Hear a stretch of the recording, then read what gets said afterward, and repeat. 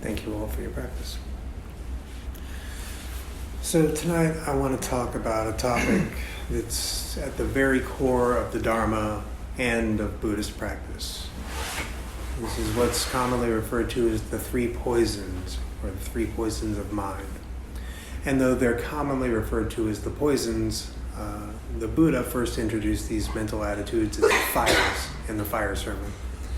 And he had this to say. He said, "Monks, all is burning. Burning with what? Burning with the fire of lust, the fire of hate, and with the fire of delusion." And fire is a metaphor that's used with a fair amount of frequency in the Buddhist teachings, typically as a negative quality of mind or consciousness. The word nibbana, I'm sure you all have heard nibbana or nirvana. It's actually, the root of that word is it's an old Pali cooking term, and what it means is to remove from the fire. So putting out these fires of greed, hatred, and delusion are essentially the point of Buddhist practice. That's the whole point. Sariputta, one of the Buddha's chief disciples, was once asked, "What is nibbana?" And he answered, "The destruction of greed, the destruction of anger, and the destruction of delusion. This is nibbana." And these fires are really what cause us to suffer in life and prevent us from experiencing true happiness and fulfillment, really. We don't have to look far to see how the three poisons of greed and hatred and delusion can impact our lives. Whether it's through the news that we read or see on TV, or whether it's through people we just encounter on the street, these negative influences are literally everywhere. And if we're honest with ourselves, we can recognize their presence in our lives as well. And it's true that sometimes, we really can't help in the moment feeling angry or resentful, but just acknowledging how harmful these emotions can be is the first step in learning to manage them. And so just how swallowing literal poison would be harmful to the body and make us sick, nurturing these harmful attitudes only leads to regrettable behavior and outcomes, and ultimately it just makes us spiritually sick. So it's important to be mindful of our thoughts and our actions and make a conscious effort to steer clear of these toxic attitudes. And by doing so, we can cultivate a more positive and fulfilling life for ourselves and also contribute to a happier and healthier society.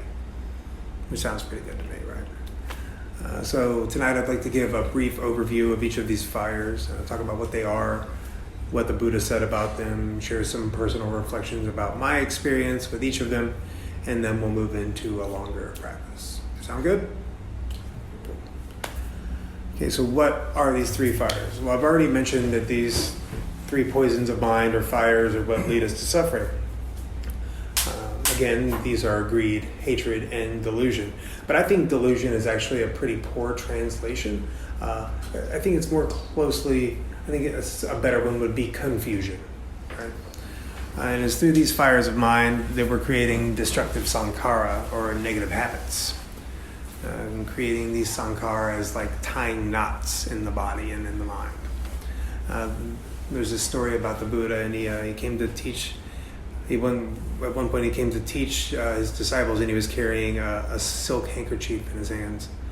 And there was like thousands of disciples there waiting to see the Buddha, and they were kind of shocked to see him holding such an item, because it's the Buddha. He was, pretty, for the most part, you could call him an ascetic, but middle path. And when the Buddha addressed the gathering, he asked, "What do you see?" And they responded that they saw a beautiful silk handkerchief. And then slowly the Buddha started tying knots in this handkerchief. He tied 5 knots into it. And then he asked the people gathered there what they saw, whether it was the same handkerchief.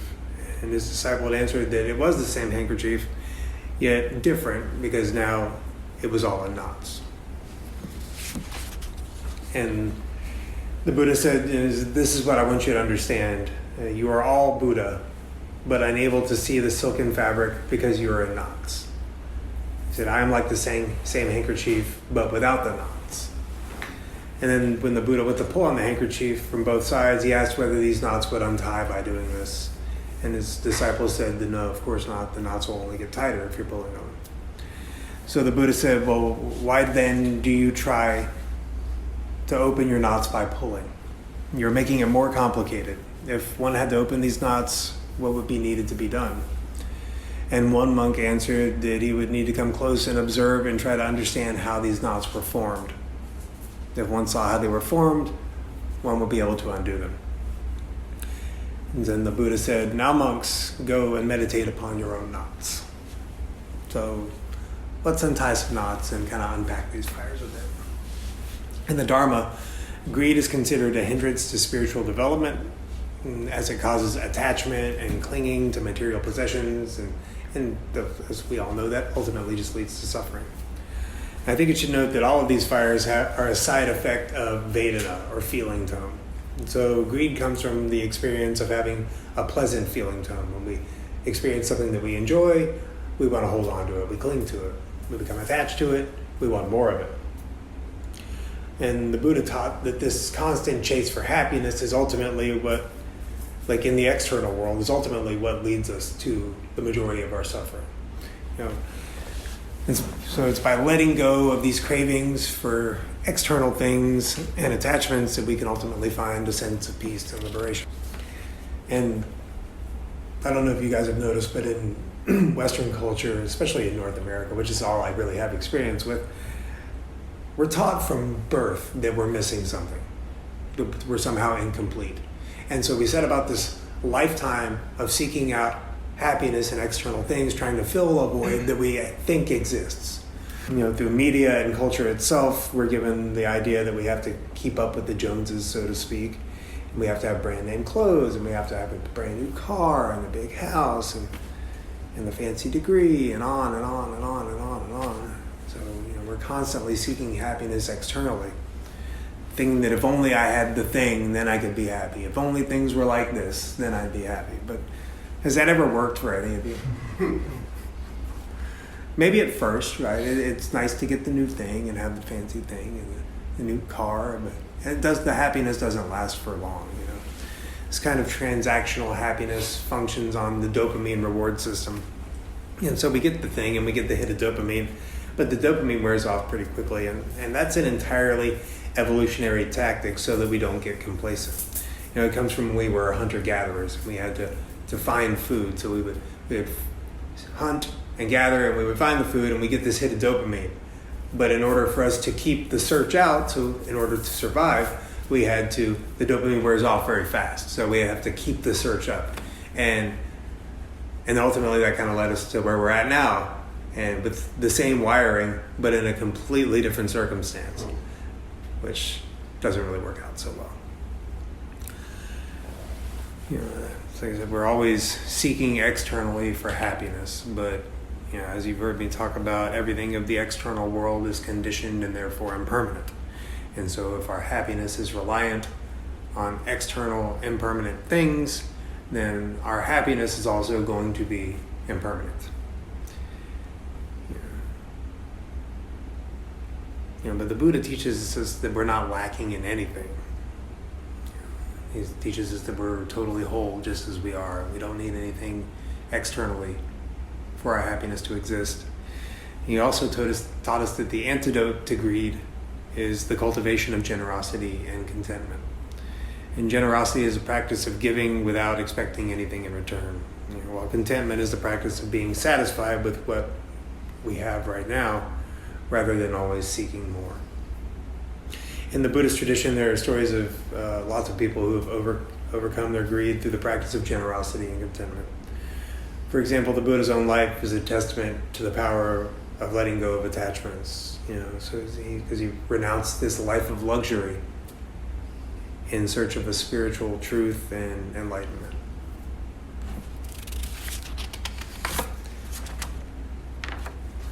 The Buddha said, when one, abandoning greed, feels no greed for what one would merit greed, greed gets shed from him like a drop of water from a lotus leaf. So, greed, bad. Got it? greed bad. The second of these fires is hatred. And hatred, aversion, all under the same blanket, pretty much, as far as this practice is concerned. And like greed, this also comes from feeling tone. It comes from this unpleasant feeling tone. When we have an unpleasant experience, something we don't enjoy, maybe a food that you don't care for, an experience you don't necessarily like so much, we don't like it and we want it to stop. We push away from it. So hatred is the opposite of greed, as it drives us to push away and reject things that we believe will cause us pain or suffering. None of you do that. I mean, I do. I still have a tendency, to do that. I have a hard time having difficult conversations with people close to me, mostly my significant other. That's a big trigger for me. But understanding where it comes from and how that knot was tied helps me to begin to untie that knot. And really, if I had to get to the root of it, it comes from being raised by women. And then, so now when I'm in the middle of one of these difficult conversations, I feel like I'm in trouble. I feel like something bad is going to happen to me. And that might be right. I might not be wrong about that. But so when I'm put in the position where I have to have one of these difficult conversations with my partner, this trauma response happens, and then I just immediately just want to run away. Like my immediate amygdala response, my limbic system response is to just flee. And if I don't have the option to flee, that's when the fight kicks in.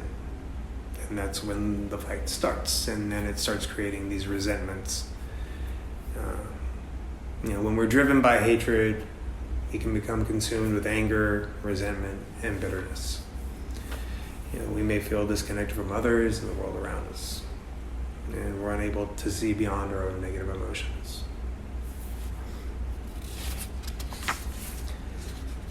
It's like we put on hate goggles, right?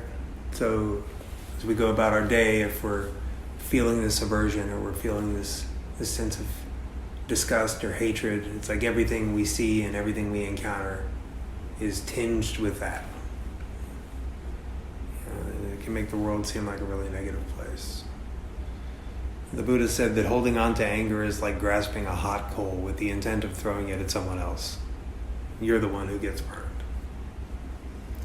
So hate, also bad, just in case I was unclear. Confusion is the last of these three fires. And again, this is all related to Vedana, or feeling tone. In this case, it's the neutral feeling tone.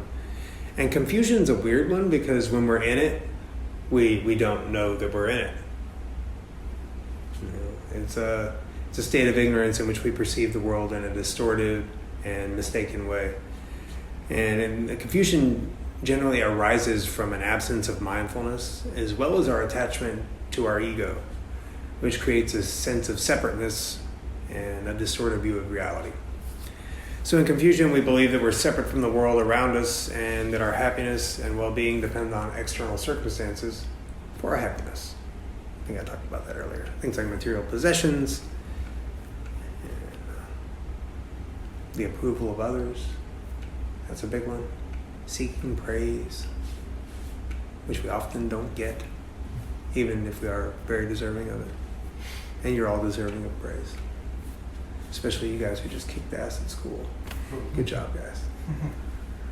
But this attachment to ego creates this veil of ignorance that obscures our understanding of the true nature of reality. In Buddhist practice, the path to liberation from delusion involves developing wisdom, compassion, and mindfulness. And through the practice of mindfulness, we can become aware of our thoughts and our emotions and observe them without getting caught up in them. So it's like we can kind of get in front of the emotions before they even happen, because we, especially for me, through this practice, I've learned to just observe the body's response to things. And often the body will respond before the mind does. And by noticing, like for me, when I'm in a state of aversion or anger, like my heartbeat gets faster, my breath gets more shallow, and I start kind of like hyperventilating a little bit, and it's like, oh, I'm about to get into that negative mind state, and I can kind of get in front of that before it happens most of the time, not all the time. I'm not perfect, I'm not not the Buddha, but I'm sure he probably still got pissed off too, because he was a human after all, fully awakened or not. But it's through the cultivation of wisdom that we can gain a deeper understanding of the true nature of reality and overcome our delusions and our misconceptions about reality. In Buddhist philosophy, the ultimate goal is this state of nibbana, or the complete freedom from suffering and delusion. And this requires a deep understanding of the interconnectedness of all things and the realization that the self is not a separate entity. It's not a permanent entity, but rather a collection of ever-changing and evolving processes. So what we cling to as a static self is really nothing more than what are referred to as the 5 aggregates. And these 5 aggregates are, the first one is mind and body, the second is consciousness, the third is perception, the fourth is feeling tone, and the fifth is mental formations. And these are essentially what make up a person. But they're also always constantly changing. And so because these 5 things are always changing, there can be no fixed, stable self. And when we get wrapped up in self-referential thought, all the thoughts of I, me, mine, and this idea of a fixed self, that's when it's pretty much almost always a recipe for disaster. That's when we start taking things very personally that have nothing to do with us. I don't think any of you guys do that, though. Overall, confusion is a state that arises from our attachment to our ego and a distorted view of reality and an absence of mindfulness. When we're just not paying attention, we're in this state of confusion or delusion. And in the Anguttara Nikaya, it says, delusion is a destroyer of sight, vision, and knowledge. It blocks wisdom. It's on the side of anguish, and it doesn't lead to extinguishment. But by developing wisdom, compassion, and mindfulness, we can overcome our delusions and ultimately open ourselves up to this state of nibbana. I feel like I'm in here every week saying the same things. Like, develop a daily practice. You're not your thoughts. A thought of your mother is not your mother. What was that last one? Which one? Something about your mother? A thought of your mother is not your mother. Ah, okay. Yeah. That's a new one. Yeah. So, Menindraji was one of Joseph Goldstein's first teachers. That's a Menindraji quote. But yeah, so develop a daily practice. Your thoughts are not reality. I feel like I say the same things every week because I kind of do. But I think the point of this talk is really if we're living our lives in a state of greed or hatred or confusion, it really just prevents us from being happy. And it definitely prevents us from tapping into nibbana. So it takes mindful self-awareness for us to notice when we're in these states. And greed and hatred are fairly obvious. We don't really need to do much investigation to know when we're in those states. They're pretty right in your face. Confusion is a little more difficult. It really takes that lens of mindfulness applied to really know when we're absent of mindfulness. So just keep at it. If you're new to this practice, or if you've been doing it for a while, just keep at it. I love you. Keep going. And so I hope something in this talk has landed for you. I've talked about what these fires are and what the Buddha said about them and some of my own reflections. And now we'll move into a longer guided practice.